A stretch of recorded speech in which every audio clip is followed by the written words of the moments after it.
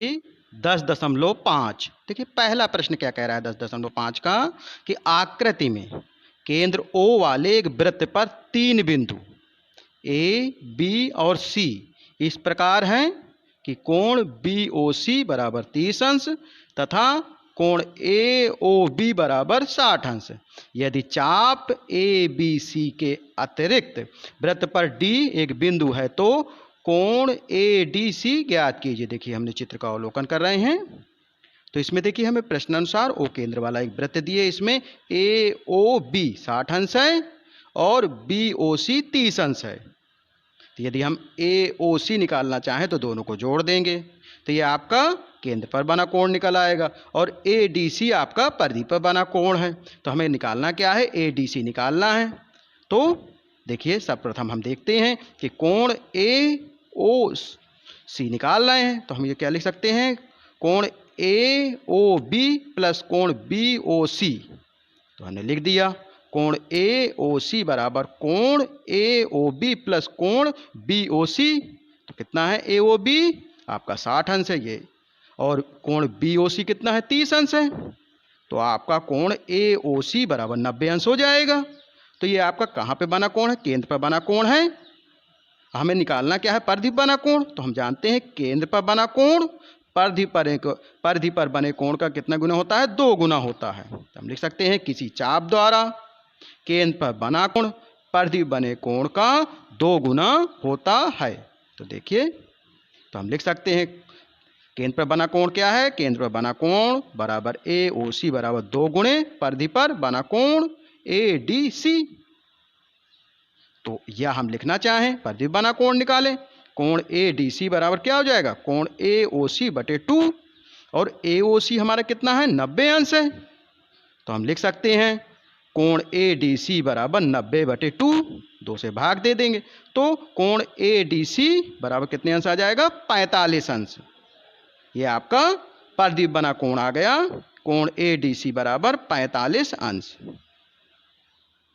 प्रश्नावली का दूसरा प्रश्न क्या कह रहा है, किसी वृत्त की एक जीवा द्वारा लघुचाप के बिंदु पर अंतरित कोण ज्ञात कीजिए। माने लघुचाप पर अंतरित कोण ज्ञात करना है तथा दीर्घचाप के किसी बिंदु पर भी अंतरित कोण ज्ञात कीजिए। तो हमें लघुचाप पर निकालना है और दीर्घचाप पर निकालना है। तो कह रहा है प्रश्न, किसी वृत्त की एक जीव द्वारा लघुचाप के किसी बिंदु पर अंतरित कोण ज्ञात कीजिए तथा दीर्घचाप के किसी बिंदु पर अंतरित कोण ज्ञात कीजिए। ठीक है, देखिए हमारा चित्र बन गया। तो हमें लघुचाप कौन सा हमारा होगा, APB होगा, और दीर्घचाप क्या बन रहा है आपका AQB, यह हमें ज्ञात करना है। तो देखिए त्रिभुज यदि ABC में हम ले रहे हैं तो इसमें OA, OB और AB तीनों बराबर हैं। तो इसलिए ये त्रिभुज कैसा हो जाएगा, त्रिभुज AOB एक समबाहु त्रिभुज हो जाए, और समबाहु त्रिभुज का प्रत्येक कोण कितने अंश का होता है, 60 अंश का। तो ये आपका AOB 60 अंश हो गया, चूंकि AB किसके बराबर है, OA के और OB के। तो ये प्रत्येक 60 अंश के हो गया, अर्थात हमें केंद्र पर बना कोण निकल आया। तो हम जानते हैं कि केंद्र पे बना कोण परिधि बने कोण का 2 गुना होता है, ये हमारी प्रमेय है। तो देखिए हम परिधि बना कोण निकालें कि कोण AQB बराबर क्या हो जाएगा, केंद्र पे बना कोण बटे 2। तो केंद्र पे बना कोण क्या है, कोण AOB बटे 2। AOB कितना है हमारा 60 अंश है, तो 60 बटे 2 बराबर 30 अंश आ गया। अर्थात हमारा दीर्घ चाप द्वारा बना कोण हमारा क्या निकल आया, कोण AQB बराबर 30 अंश। अब हमें लघु चाप पर अंतरित कोण ज्ञात करना है, कोण P। तो अब देखिए हमें दिख रहा है कि APBQ ये कैसा चतुर्भुज है, चक्री चतुर्भुज है, और चक्री चतुर्भुज के सम्मुख कोण क्या होते हैं, संपूरक होते हैं। तो हम लिख सकते हैं चक्री चतुर्भुज के सम्मुख कोण संपूरक होते हैं। तो हम लिख सकते हैं कोण 1 प्लस कोण 2 बराबर 180 अंश। कोण 1 है क्या हमारा, तो देखिए कोण 1 आपका क्या है, कोण Q है, जो अभी हमने केंद्र पर बना कोण निकाला है AQB। तो ये आपका 30 अंश है। तो 30 प्लस कोण 2 बराबर 180 अंश। तो कोण 2 180 30 को पक्षांतर किया तो -30 अंश, तो 180 में 30 गया तो 150, कोण 2 निकल आया। कोण 2 हमारा क्या है, कोण APB। तो लघुचाप पर द्वारा अंतरित कोण क्या हो जाएगा, कोण APB बराबर 150 अंश। तो 2 आपके आंसर हो गए। पहला आंसर क्या आएगा आपका, कोण AQB बराबर 30 अंश और कोण APB बराबर 150 अंश।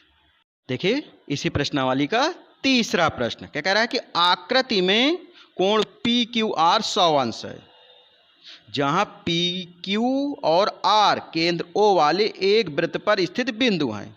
कोण OPR ज्ञात कीजिए। देखिए आपका चित्र बना है, तो इसमें हमें ज्ञात क्या करना है, कोण OPR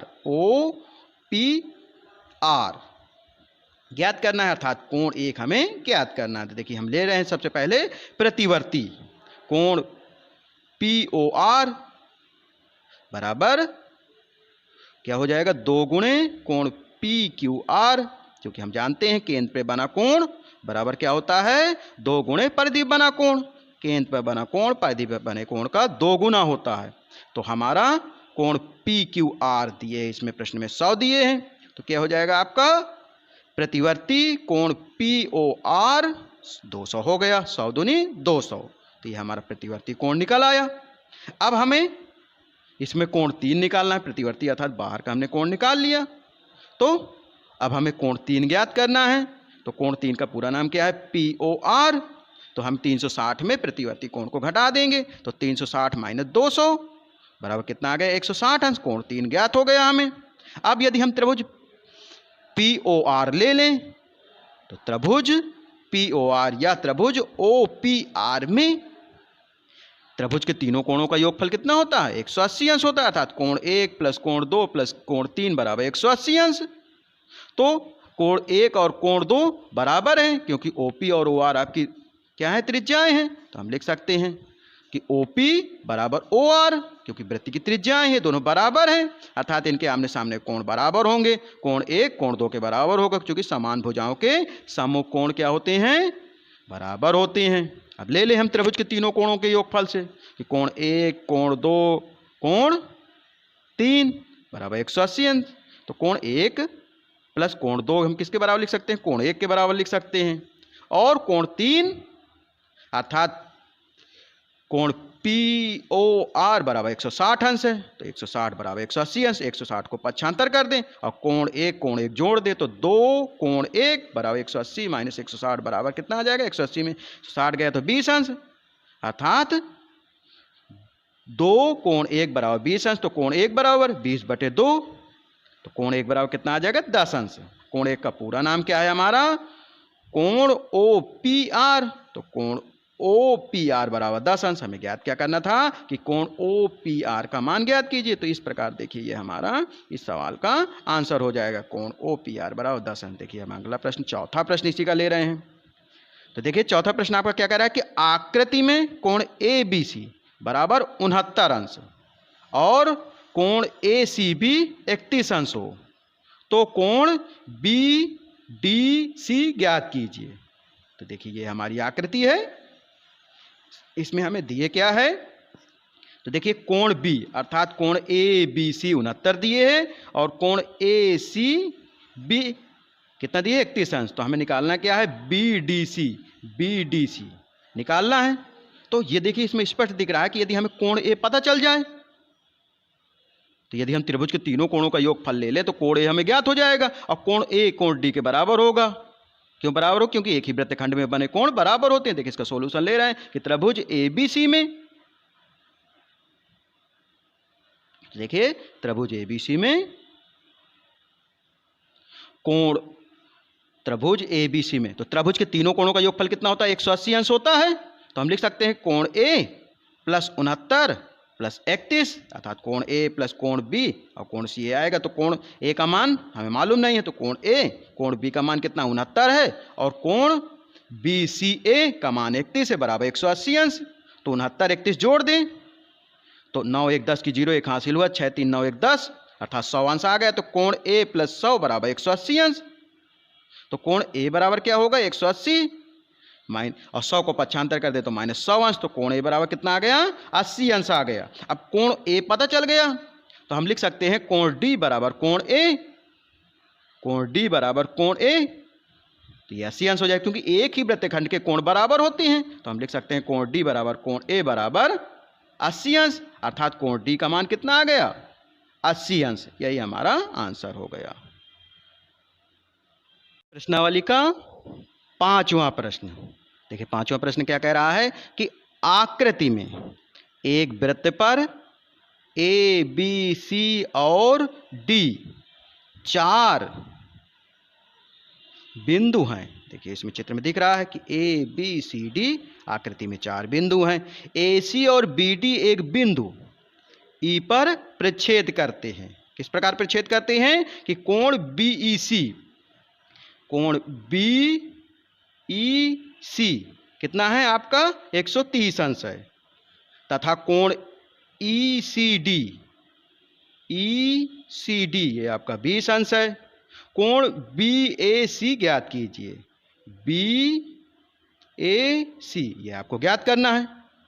तो देखिए यदि हम त्रिभुज ले लें, त्रिभुज सीडीई में ये आपका 130 अंश, अर्थात कोण बीईसी कैसा है? बाह्य कोण है। तो बाह्य कोण सम्मुख अंतः दो कोणों के योगफल के बराबर होता है, अर्थात 130 बराबर 20 प्लस कोण डी हो जाएगा।